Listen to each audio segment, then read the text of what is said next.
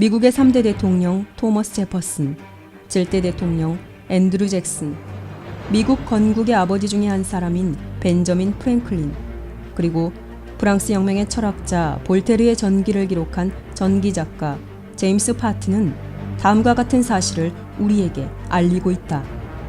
프리메이슨의 계보를 올라가 가장 정상에 이르러 세계 프리메이슨의 우두머리가 누군지 살펴보면 당신은 예수회의 끔찍한 수장과 프리메이슨의 우두머리가 같은 사람이란 사실을 발견할 것이다. 오컬트의 계보를 이어오고 있는 프리메이슨의 우두머리라는 예수회란 어떤 존재일까?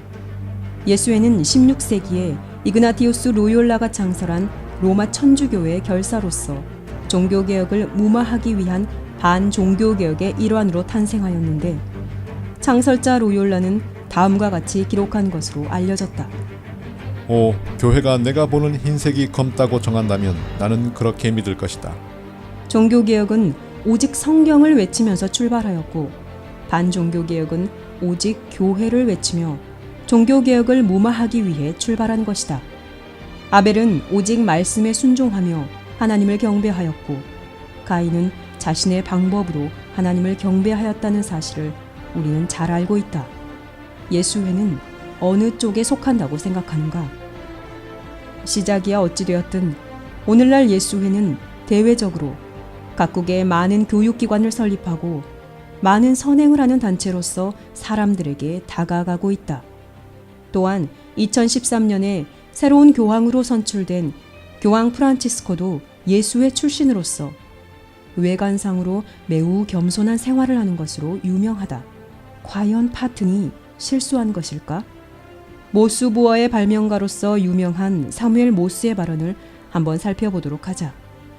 그런데 이 요원들은 누구인가? 이들은 대부분 예수회인데 이들은 로마 교회의 조직으로서 교활한 이중성과 완전히 도덕적 원칙을 상실한 것으로 세계적으로 유명하다.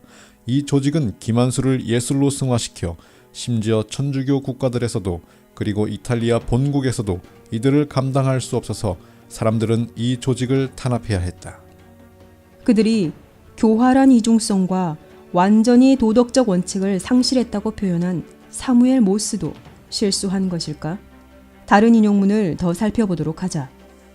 예수회의 목적은 무엇인가? 그들에 의하면 그들은 오직 하나님의 더 큰 영광을 위한다고 한다. 그러나 모든 사실을 종합해보면 그들의 목적은 오로지 세계 통치권이란 사실을 알게 될 것이다. 그들은 교황에게 꼭 필요한 존재가 되었고 교황은 그들이 없이는 존재할 수가 없다. 왜냐하면 천주교는 그들과 동일시되기 때문이다. 그들은 통치자들에게 꼭 필요한 존재들이 되었고 그들의 손으로 혁명들을 일으킨다. 그렇게 함으로써 어떤 이름을 가지고 있든지 세상을 지배하는 자들은 그들이다. 우리가 지금까지 읽은 인용문들을 종합하여 보면 반종교개혁을 위해 탄생한 예수회는 오늘날 외부적으로는 오컬트의 세력의 선봉에 있는 프리메이슨들의 머리인데, 그들은 세계 통치라는 목적을 가지고 여러 국가에서 교활한 이중성과 도덕성을 상실한 악랄한 행동들을 하며 혁명들을 일으켰다는 것이다. 그런데 그 행위가 너무 악하였기 때문에 천주교 국가도 이탈리아도 심지어 천주교회에서도 그들의 탄압이 필요했다고 역사는 기록하고 있다. 참고로 예수의 설립자 로욜라는 다음과 같이 말했다. 마지막으로 모두 교활한 방법을 동원하여 모든 세상의 통치자, 상류층, 관료를 지배하여 우리의 손짓에 움직이게 하라. 우리의 이점과 이익을 위하여 그들의 가장 가까운 친지들이나 친구들까지도 희생하도록 만들라. 목적을 이룰 수만 있다면 그들에게 방법은 중요하지 않은 것이다. 실제로 예수회에서 계급이 올라갈 때 행하는 의식에서 상관은 다음과 같이 말한다고 한다.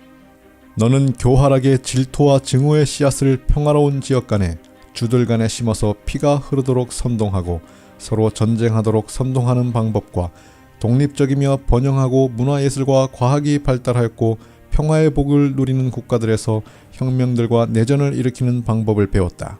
전투원들과 같은 편을 취하고 비밀리에 반대편에서 활동하고 있을 너의 형제 예수의 당원과 협조하고, 그러나 공개적으로는 그를 적대시하여 평화협정의 조항들이 결국 로마 교회에만 이득이 되게 하라. 즉 결과가 우리의 수단을 정당화한다. 내용에서 읽듯이 그들의 신조는 결과가 수단을 정당화한다이다. 이것은 또한 안소니 서튼에 의하면 일루미나티의 원칙이기도 한데, 일루미나티는 1773년에 교황 클레멘트 14세가 예수회 해산 명령을 내렸을 때 예수회가 비밀리에 지하에서 활동하기 위해 만든 비밀 조직이다.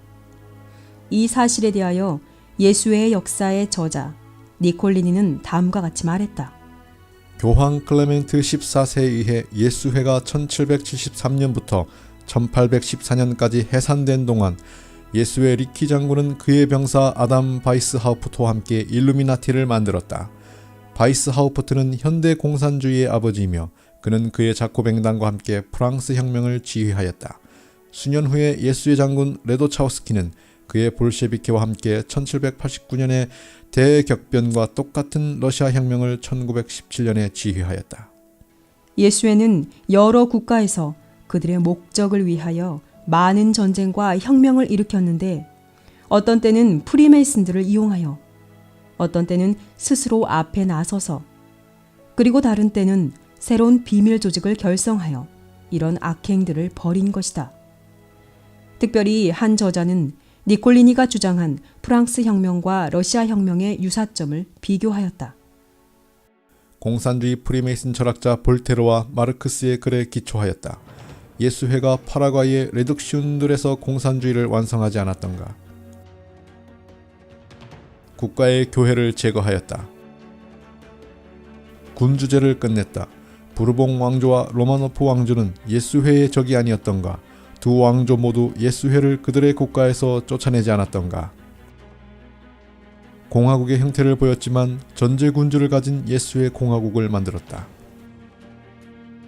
무신론을 국가의 종교로서 내세웠다. 그들의 행위를 보면 예수회야말로 진정한 무신론자들이 아닌가.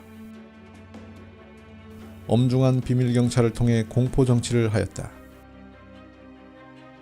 군사 독재자를 출현시켰고 그들은 예수회의 적들을 처단했다. 예수회는 그들이 공개적으로 쫓겨난 프랑스와 러시아에서 나폴레옹과 스탈린을 통해 그 국가들을 속이고 이득을 얻지 않았는가. 보다시피 두 혁명의 어마어마한 유사성은 예수회의 활동을 분명히 증거한다. 그런데 특별히 일루미나티 프랑스 혁명의 지휘자 아담 바이스하우프트가 7살 때부터 예수회 학교에서 교육을 받아 예수회 대학을 졸업하고 법학 교수가 되었다는 사실은 주목할 만한데, 그 이유는 오늘날 수많은 전 세계의 정치인과 대통령과 지도자가 전 세계에 흩어져 있는 예수회 학교들과 대학들에서 수학하였기 때문이다. 물론 예수회 학교들과 대학에서 수학하였다고 무조건 예수회 산하에 있게 되는 것은 아니지만, 특별히 우익 독재자들이 예수회 교육을 받았거나 천주 교도들이었다는 것은 우리에게 중요한 사실을 알려준다. 이 점에 대하여 히틀러의 교황의 저자 존 코넬은 다음과 같이 기록한다. 실질적으로 그 시대의 모든 우익 독재자는 모태 천주교도이거나 천주교도로 성장하였다. 또 다른 저자는 다음과 같은 발언을 하고 있다. 공산주의든 나치든 전체주의 운동이 일어나면 예수의 신부가 그 지도자의 고문역에서 발견된다. 쿠바의 카스트로 고문은 알만도 로렌테의 신부였다. 굉장한 주장들이 아닌가? 과거와 현재 수많은 독재자가 어떻게 예수의 명령 아래 일하였고 또한 어떻게 일하고 있는가를 이야기하려면 수많은 페이지가 필요할 것이다. 그러나 언제나 요점은 그들이 수단과 방법을 가리지 않고 그들의 목적을 위해 일하고 있다는 사실이다. 그들은 필요하다면 서로 싸우기도 하고 필요하다면 내부의 적을 척결하기 위해 같은 편을 치기도 한다. 그 신뢰로 교황 클레멘트 14세가 예수의 해산 명령을 내리자 예수회는 프랑스 혁명군을 보내 교황권에 죽게 된 것처럼 보이는 상처를 1798년에 입히기도 하였다. 물론 천주교와 예수회가 동일시되고 교황권이 그들의 얼굴이기 때문에 다시 부활시켜야 했지만 말이다. 예수회는 교황권을 공격하며 동시에 천주교 내부에 예수회를 반대하던 적들을 모두 척결할 수 있었고, 동시에 종교개혁의 영향으로 적그리스도로 지목받던 교황권은 그들을 악의 세력으로 지목하던 화살을 오늘날 악의 세력으로서 음모론의 중심에 있는 프리메이슨과 일루미나티에게 향하도록 할 수 있었다. 오늘날 교황권은 성경에 예언된 대로 다시 부활하여 온 세상에 기이히 여김을 받고 있다. 예수의 진상을 믿기 어려워하는 사람들을 위해 과거 미국 대통령들의 발언들을 더 살펴보도록 하자. 이들 중 많은 수가 집시들의 왕이나 할 수 있을 것 같이 화가, 출판인, 작가, 교사로 가장하고서 이곳에 벌떼같이 몰려들고 있지 않은가. 만약 이 땅과 지옥에서 영원한 고통을 받기에 합당한 그룹이 있다면 그것은 로욜라의 예수회이다. 이 남북전쟁은 예수회의 사악한 영향력이 없었다면 일어나지 않았을 것이다. 이 땅에서 흘려진 숭고한 아들들의 피는 천주교의 책임이다. 매일 우리 땅에 상륙하는 신부, 수녀, 수도승이 그들의 종교를 전파한다는 구실 아래 오지만 실은 그들이 교황 나폴레옹 3세와 유럽의 다른 폭군들의 밀사로서 온다는 사실을 만약 개신교도들이 깨달을 수만 있다면 남북의 개신교도들은 신부들과 예수회를 몰아내는 데 연합할 것이다. 그들은 우리 기관들을 약화하고 우리 국민들의 마음을 우리 헌법과 법률로부터 멀어지도록 하려 하며 학교를 파괴하고 그들이 아일랜드, 멕시코, 스페인 그리고 어디든 자유를 원하는 사람들이 있는 곳에서 그랬듯이 이곳도 무정부 상태로 만들기 위해 준비하고 있다.